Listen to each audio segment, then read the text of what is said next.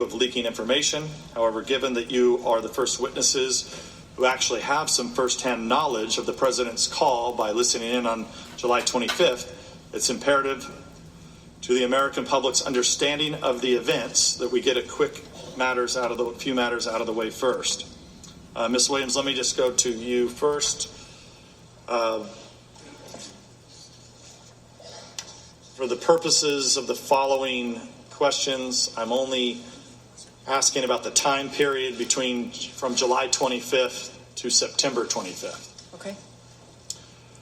Did you discuss the July 25th phone call between President Trump and President Zelensky or any matters associated with the phone call with any members of the press? No. To be clear, you never discussed these matters with the New York Times, the Washington Post, Politico, CNN, or any other media outlet? No, I did not. Did you ask or encourage any individual to share the substance of the July 25th phone call or any matter associated with the call with any member of the press? I did not. Do you know of any individual who discussed the substance of the July 25th phone call or matter associated with the call with any member of the press? No, I do not. Lieutenant Colonel Vindman, the same questions for you. Did you discuss the July 25th phone call between President Trump and President Zelensky or any matter associated with the phone call with any member of the press? I did not. Just to be clear, you did not discuss this with the New York Times, the Washington Post, Politico, CNN, or any other media outlet? I did not. Did you ask or encourage any individual to share the substance of the July 25th phone call or any matter associated with the call with any member of the press? I did not. Do you know of any individual who discussed the substance of the July 25th phone call or any matter associated with the call with any member of the press? We have an NSC press shop, and they field any of these types of questions. I do not engage with the press at all. Let me ask the question again. Do you know of any individual who discussed the substance of the July 25th phone call or any matter associated with the call with any member of the press? We have an NSC press shop whose job is to engage on any of these types of questions. I am not aware, but it is possible and likely that the press shop would field these types of questions. Right, but the question is, the question is, do you know any individual? Do you personally know any individual who discussed the substance of the July 25th phone call or any matter associated with the call with any member of the press? Thank you, Ranking Member, for clarifying. I do not. Thank you. Ms. Williams, did you discuss the July 25th phone call with anyone outside the White House on July 25th or July 26th, and if so, with whom? No, I did not discuss the call with anyone outside or inside the White House. Ms. Williams, during your time on the NSC, have you ever accessed a colleague's work computer without their prior authorization or approval? I have not. And just to clarify, I'm in the office of the Vice President, so not on the NSC. Right, but representing No, I have the Vice not. President. No. Thank you for that clarification. Lieutenant Colonel Vindman, did you discuss the July 25th phone call with anyone outside the White House on July 25th or the 26th? And if so, with whom? Yes, I did. My core function is to coordinate U.S. government policy, interagency policy, and I spoke to two individuals with regards to providing some sort of readout of the call. Two individuals that were not in the White House? Not in the White House, cleared U.S. government officials with appropriate need to know. And what agencies were these officials with? Department of State, Deputy Assistant Secretary George Kent, who is responsible for the portfolio Eastern Europe, including Ukraine, and an individual from the office of an individual in the intelligence community. As you know, the intelligence community has 17 different agencies. What agency was this individual from? If I could interject here, we don't want to use these proceedings. It's our time, I know, Mr. Chair. but we need to protect the whistleblower. Please stop. I want to make sure that there's no effort to out the whistleblower through the use of these proceedings. If the witness has a good faith belief that this may reveal the identity of the whistleblower, that is not the purpose that we are here for, and I want to advise the witness accordingly. Mr. Vindman, you testified in your deposition that you did not know the whistleblower.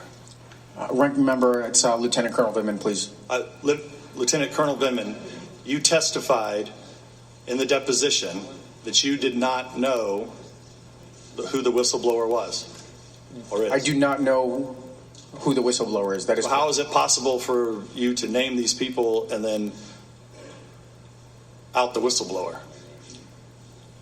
Per the advice of my counsel, I've been advised not to answer specific questions about members of the intelligence community.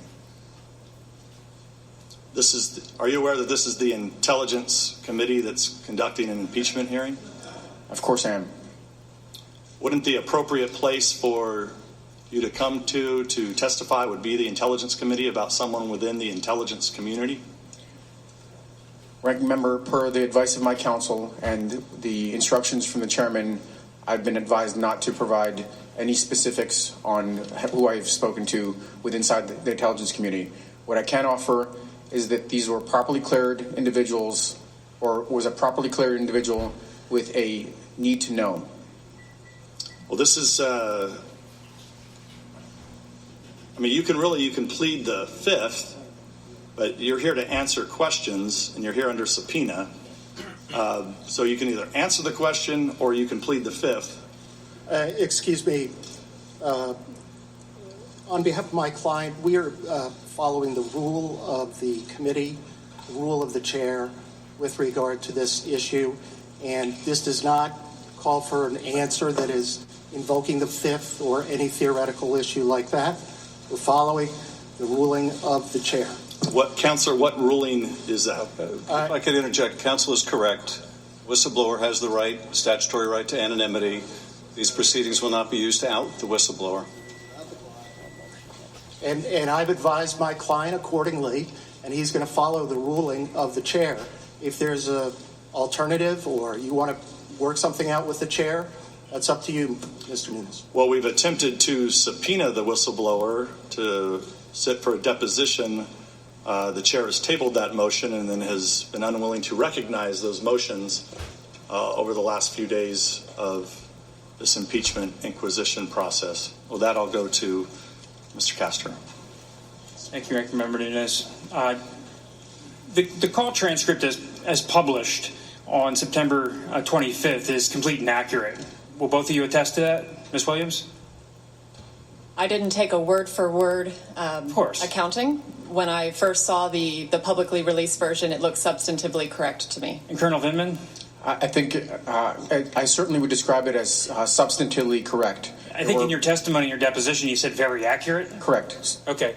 And you flagged a couple edits, Colonel Vindman. I think you had Burisma on page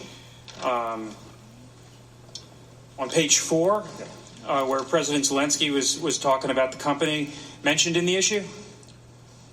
I'm sorry, could you say that question? I believe in your testimony you explained that you offered an edit that on page 4 of the transcript that was ultimately published, you thought President Zelensky mentioned the word Burisma. Oh, I had it in my notes. I know that's what he said, yes. Okay.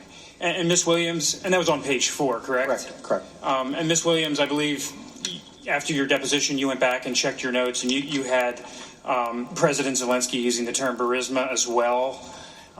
Is that correct? That's correct. But that came up on a different part of the transcript than what Colonel Vindman was relating to, correct? Yes, I believe so. Yours came up on page 5, and it would have been in substitution for the word case? That's right. That's where I have it in my notes. Okay. Colonel Vindman, we've had some discussion earlier today and also at your deposition about whether the president had a demand for President Zelensky. And, I suggested to you in the deposition that the president's words are, in fact, ambiguous. And he uses some phrases that certainly could be characterized as hedging. On page 3, in the first paragraph, he talks about whatever you can do. He talks about if that's possible. On page 4, he mentions if you could speak to him. He talked about the Attorney General or Rudy Giuliani. And then at the end of the first paragraph on page 4, he says, whatever you can do. The president also says, if you can look into it. And I asked you during your deposition whether you saw or acknowledged the fact that certain people could read that to be ambiguous. And I said, correct, yes. And I believe you said, I think people want to hear what they have already preconceived. Is that what you testified? Actually, if I could ask for just a page site. 256. 256 Yeah. and a line. Thank you. Just a minute, please. And Just a minute.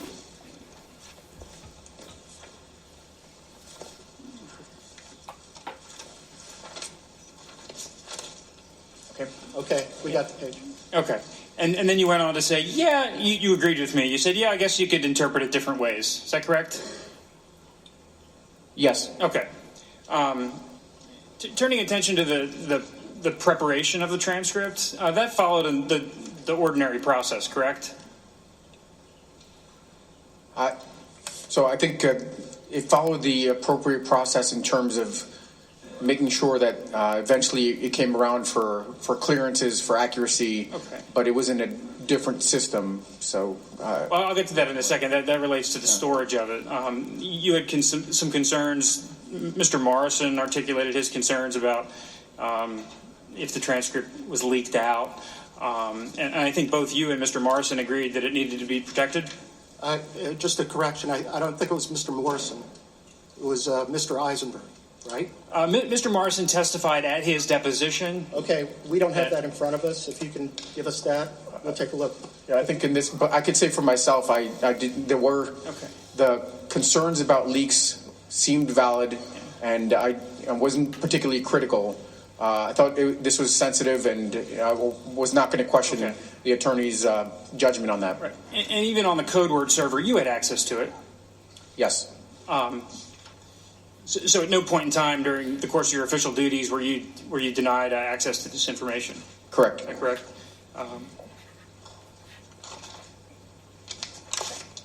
Ms. Williams, I want to turn to you for a moment. And you testified that you believe that transcript is complete and accurate, other than the one issue you mentioned. Yes, substantively accurate, yes. Now, did you express any concerns to anyone in your office about what you heard on the call? My supervisor was listening on the call as well. So because he had heard the same information, I did not feel a need to have a further conversation with him about it.